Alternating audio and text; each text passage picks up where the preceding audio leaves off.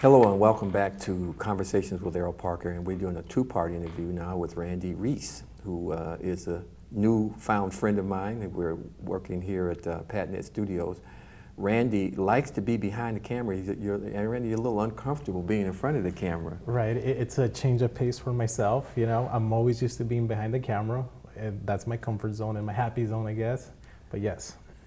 Well, let's talk about your work as a technician and the kind of projects. We talked about the kind of projects that you want to do here at PatNet. What do you think about the studios here? Do you think it's well equipped with some of the things that will be complementary to some of the things that you want to do? I think the equipment right here in PatNet is excellent for any project that you want to do. Like say this facility, you have access to a 3-camera setup with green screen and a full set of lights. I think for any type of project that anyone wants to get done, right here, PatNet is a perfect place to get started. Where did you start? I think you mentioned that you were involved before they became PatNet. You were involved in the other cable company. Tell us about that experience. Oh, well, with them, I believe it was still called PatNet. It was around 2013 where their facility was located in Victoria and Long Beach. Okay. So I remember that I took about 2 classes there, and I remember my last class, they mentioned to us that they were like moving. Actually, it was at the old Salvation Army building Correct. off there on Long Beach Boulevard and Spring Street. Yeah, and then they moved over, because I know Derek Simpson, who is a good friend of mine, is the executive director of Long Beach Community Action Partnership. But you got involved on a technical standpoint. Now, if someone wants to get involved and not necessarily be a producer, but want to be behind the camera, what are some of the kind of things that they need to do in order to position themselves to do that professionally? I think a great start is to get more involved in the classes with PatNet, but just good communication skills, listening to direction from your director as well, and getting familiar with the camera that you're going to use for the day of the shoot. So just get familiar with your equipment and know how to troubleshoot, problem solve, because more than often you will come across these weird situations that will never happen, but the day of the shoot, they happen. Give me an example of that.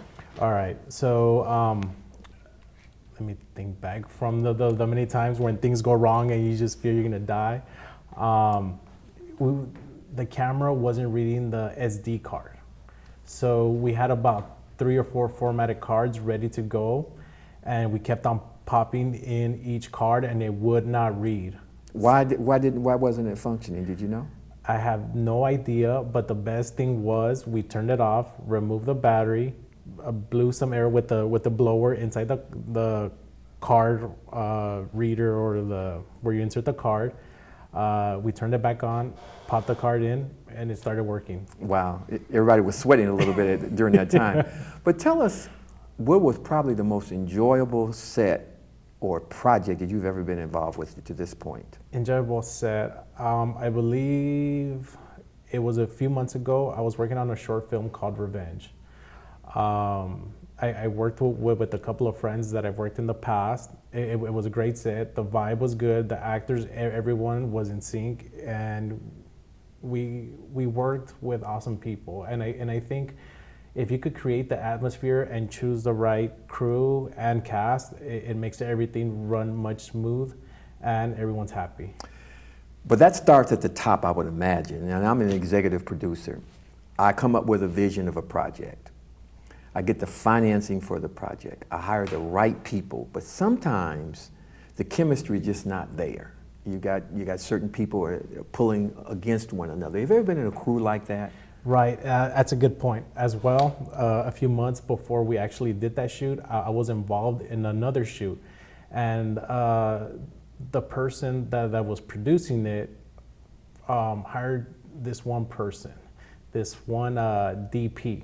I was brought into that short film as a co-director. DP, what is that? Department of Photography, the camera operator. Okay. Mm-hmm. So everyone was good, everyone was having a good time, but he was the bad apple in the group. What was he doing that was disrupting the harmony on the set? All right, so he was jumping into other positions and telling everyone what to do, but when we reviewed his footage, I think he should have focused more on his own work compared to directing or giving suggestions to like the grip, the audio, or even giving notes to the director on what to do. So he created a bad atmosphere because I guess his suggestions were good, but they weren't great. And see, now as an executive producer, sometimes I'm aware of that, and sometimes I'm not. But now when I become either I have to become aware of that. Sometimes you just got to work through it. Right. Other times you have to replace somebody. Sometimes you cannot replace that person, and you have to endure that person. And sometimes I've experienced where it turns out okay. Other times it affects the work that other people are doing. Right, and it was brought up to the producer multiple times that the camera operator wasn't like a friendly person to play with. But since they had like a friendship, he decided to go with them anyways. And at the long run, when we were editing and putting the short film together, the one thing he said, he regretted not listening to his whole group. It just wasn't one person that couldn't get along with them. It was a group of 12 people.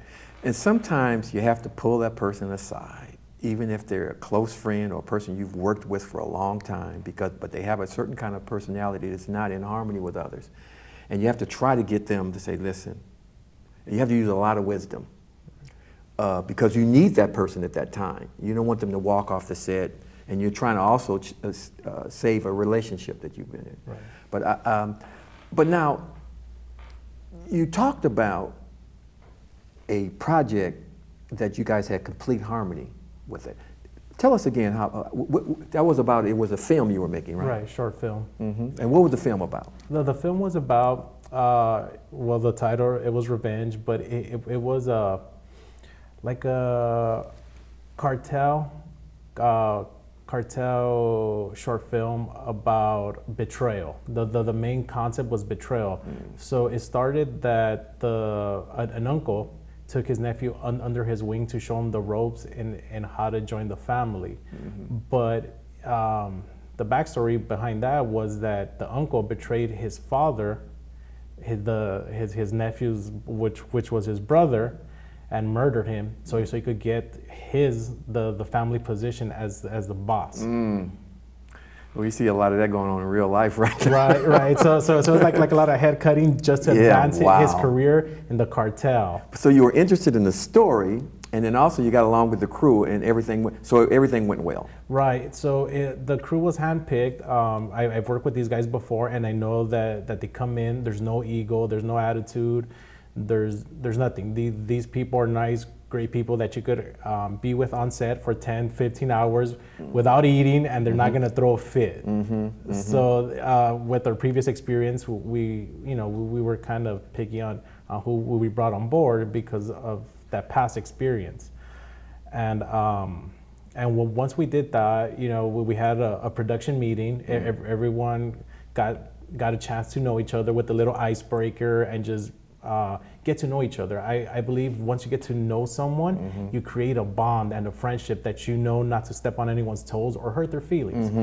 And it goes back to elementary, like don't treat others how you want to be treated or whatnot, that cliche, but it's good to know. Now, most of the taping of the show or the filming of the show was in studio, or was it on remote? Remote. Where? It was in Paris, California. I actually found this location through my friend, my childhood friend. His father owns 5 acres out in Paris, so we had a nice slot to do whatever we had to do. How long were you guys out there? We were there for roughly about 14 hours. Oh, no, everything was wrapped up in just one day then? 70% of the short film was shot in that location in 14 hours, and then it took us like 2 other days to shoot like in other locations, but the big chunk of it was mostly shot there.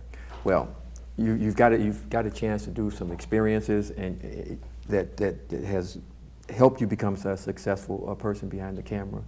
We thank you so much for coming on Conversations with Erroll Parker, and we wish you a lot of luck and success in your future ventures.